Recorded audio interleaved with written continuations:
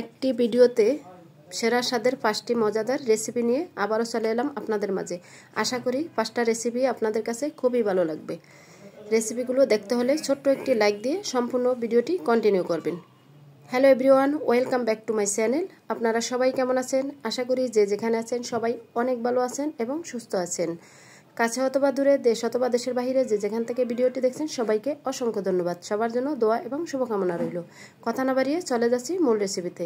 এখানে আমি 1 কেজি গরুর মাংস নিয়েছি, আর গরুর মাংসটা রান্না হবে মেজবানি গরুর মাংস। মেজবানি গরুর মাংস পারফেক্টভাবে রান্না করার জন্য আজকের ভিডিওটি আপনার জন্য। এখানে আমি একটা মেজবানি গরুর মাংস মশলা নিয়েছি, পুরো প্যাকেটটাই ঢেলে দিলাম। 1 কেজির সাথে দিয়ে দিচ্ছি স্বাদ মতো লবণ, পরিমাণ মতো হলুদের গুঁড়া, ভাজা জিরার গুঁড়া, ধনিয়ার গুঁড়া এবং ময়ূরের গুঁড়া, পরিমাণ মতো সরিষা তেল, দিয়ে দিছি আদা বাটা, রসুন বাটা, দিয়ে দিছি পেঁয়াজ বাটা, দিয়ে দিছি 10 থেকে 12টা এলাচ, 2টা তেজপাতা, কাশ্মীরি লঙ্কার গুঁড়া, দিয়ে দিছি লং এবং দারচিনি, দিয়ে হাতের সাহায্যে ভালোভাবে একটু ম্যারিনেট করে নেব একটু সময় ধরে।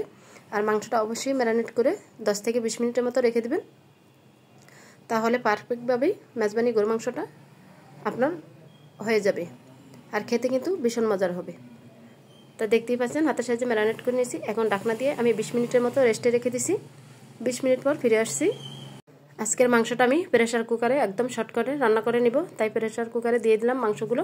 আর এখানেই ভালো করে কষিয়ে নিব, তাই এক এক করে মাংসটুকু দিয়ে দিচ্ছি আমি। মাংসটা দিয়ে এখন একটু নেড়ে ছেড়ে দিছি আর চুলা জ্বালিয়ে একটু ভালো করে কষিয়ে নিব। আর দেখতেই পাচ্ছেন অনেকগুলো পানি বের হয়েছে। আর মেজবানি গরু মাংস রান্না করার জন্য কোনো পানির প্রয়োজন নেই, তাই দিয়ে দিলাম কয়েকটা কাঁচামরিচ। আর এখানে প্রেসার কুকারে একদম পারফেক্টভাবে রান্না করে নিছি। এখন একটা কড়াইতে ঢেলে নিলাম। দেখতেই পাচ্ছেন মাশাআল্লাহ কালারটা খুব সুন্দর আসছে। এখন এখানে আরেকটু ভালো করে কষিয়ে নিব। তা মেজবানি গরু মাংসটা রান্না আমার কমপ্লিট হয়ে গেছে। এখন আমি দিয়ে দিব ভাজা জিরার গুঁড়া। ভাজা জিরার গুঁড়া দিয়ে একটু নেড়ে ছেড়ে নামিয়ে নিব। আমার প্রতিটা রেসিপি দেখতে হলে ভিডিওটি শেষ পর্যন্ত দেখবেন, আশা করি আপনাদেরও খুবই ভালো লাগবে। একদম শর্টকাটে রান্না দেখিয়ে দিছি। তা এখন একটা বাটিতে পরিবেশন করে নিচ্ছি। আর কতটা লবণীয় হয়েছে দেখেই বুঝতে পারছেন। এইভাবে মেজবানি গরু মাংস রান্না করে রুটি অথবা পরোটা ভাতের সাথে বেশ মজা লাগে। আর কালারটাও কিন্তু অনেক সুন্দর আসছে। তো মেজবানি গরু মাংস রান্না কমপ্লিট হয়ে গেছে। আমি চলে যাচ্ছি আরেকটা রেসিপিতে। এখানে আমি রান্না করব একটি রুই মাছ। মাছটা অফ ক্যামেরায় কেটে ধুয়ে পরিষ্কার করে হলুদ লবণ দিয়ে ম্যারিনেট করে নিয়েছি। এখন চুলায় মাছটা একটু হালকা করে ভাজি করে নিব। আর এখানে আমি রান্না করতেছি 6 পিস মাছ এবং মাছের মাথা। তা মাছটা হালকা করে ভাজি করে নিছি। আর এইভাবে মাছ ভাজি করে রান্না করলে খেতে কিন্তু অনেক মজা লাগে। তো মাছগুলো ভাজা হয়ে গেছে। এখন আমি একটা প্লেটে তুলে নিচ্ছি এক এক করে সবটুকু মাছ। আর আজকে আমার প্রতিটা রান্নাই একদম শর্টকাটে দেখিয়ে দিছি। আশা করি আপনাদের কাছে খুবই ভালো লাগবে। যারা নতুন রাঁধুনি এবং ব্যাচেলার আছেন তারা এই ভিডিওটি দেখলে অবশ্যই বুঝতে পারবেন একদম অল্প সময়ে অল্প উপকরণ দিয়ে কিভাবে শর্টকাট রান্না করে নিতে পারবেন। তা এখানে আমি দিয়ে দিছি পেঁয়াজটা একটু হালকা ভেজে নিছি। এখন দিয়ে দিছি আদা বাটা এবং রসুন বাটা, পেঁয়াজ বাটা দিয়ে একটু হালকা করে ভেজে নিছি। এখন এক এক করে সবগুলো উপকরণ দিয়ে দিব।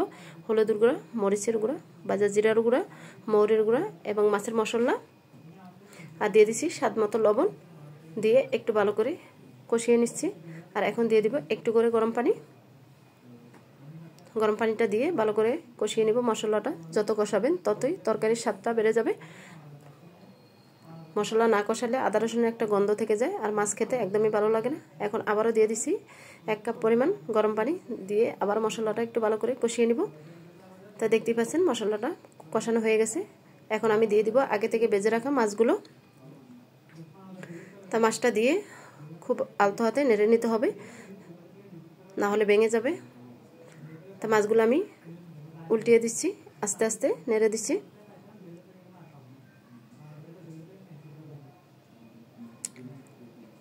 মাছগুলো একটু নেড়ে ছেড়ে এখন ঢাকনা দিয়ে দিব। ঢাকনা তুলে আবারও একটু আলতোভাবে মাছগুলো নেড়ে ছেড়ে দিব। আর এখানে এখন দিয়ে দিব 1 কাপ পরিমাণ গরম পানি। তো গরম পানিটা দিয়ে এখন আমি একটু নেড়ে ছেড়ে 10 মিনিটের মতো রান্না করে নিব।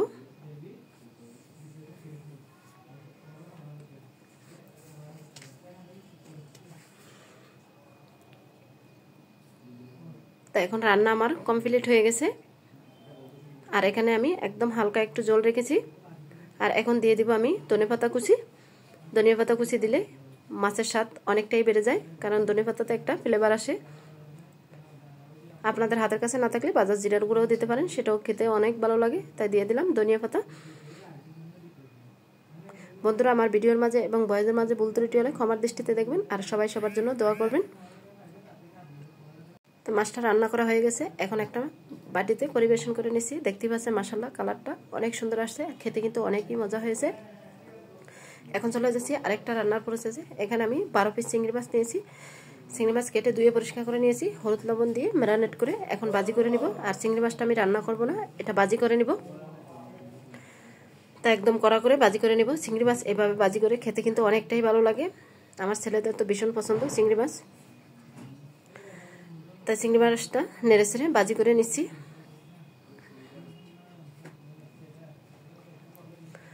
এক পাশ হয়ে গেছে, এখন ভালো করে একটু উল্টিয়ে দিচ্ছি। এখন ভাজা হয়ে গেছে, তুলে নিচ্ছি একটা প্লেটে। দেখতেই পাচ্ছেন মাশাআল্লাহ কালারটা খুব লোভনীয় হয়েছে চিংড়ি মাছের।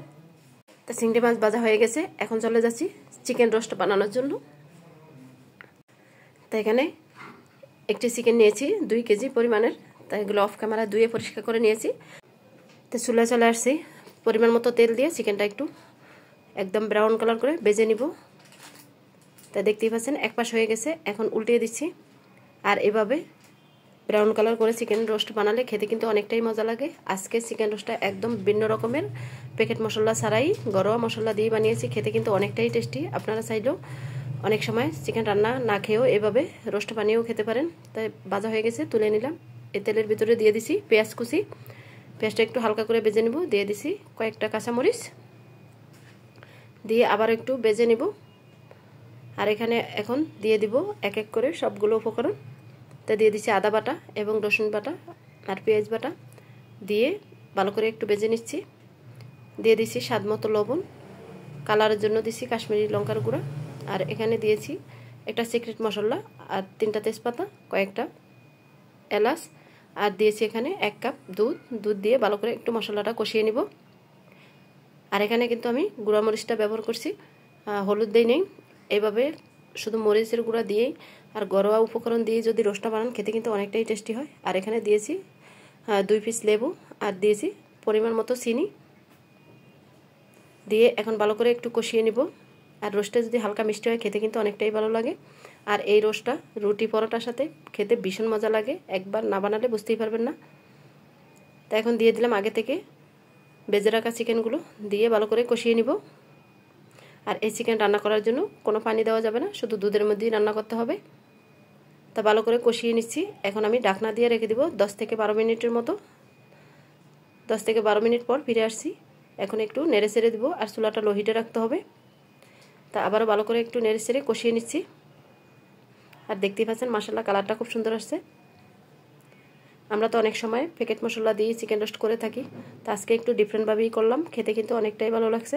সব সময় তো একরকম রান্না খেতে ভালো লাগে না। এখানে আমি দিয়ে দিছি 1.5 কাপ দুধ। এই দুধের ভিতরে চিকেনটা রান্না কমপ্লিট হয়ে যাবে। এখন একটু ভালো করে নেড়ে ছেড়ে দিচ্ছি।